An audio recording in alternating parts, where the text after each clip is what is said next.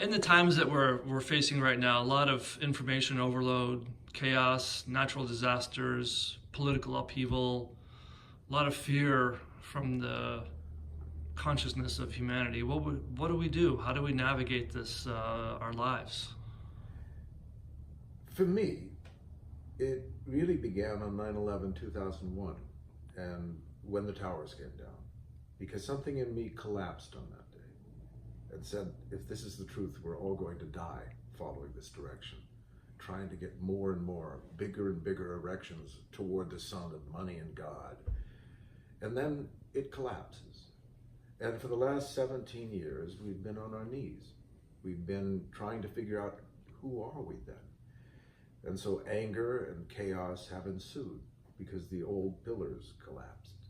The old binary of I'm for this and I'm against that. And so anger and just fury has replaced so much of conversation and a sense of dialogue.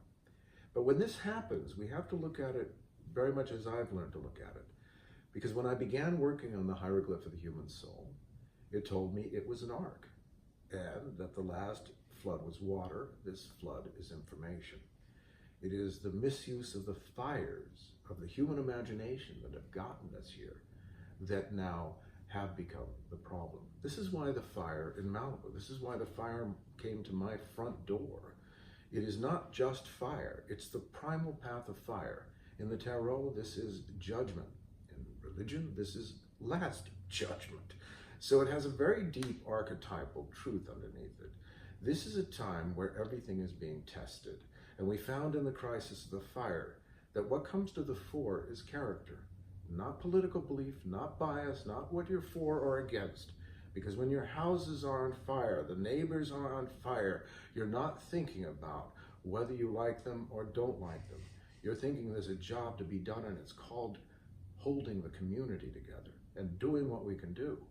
So you see, I don't think that the chaos is really more than a great storm upon us, teaching us as modern Noahs to pull back into where we live and where we love, and to say, if I look at the people I love and say, you're the reason, this keeps me here. This heart of mine says, my love is greater than my resentment, then we'll find our way home. Then our tree will find its roots. And then we'll realize that it wasn't our troubles, it was human troubles we were experiencing, because this is what brought us into the ocean to finally navigate it and to not take it personally, but to navigate it and to put something back that said the journey was worth it. So we're learning to say yes rather than yikes in a very difficult storm.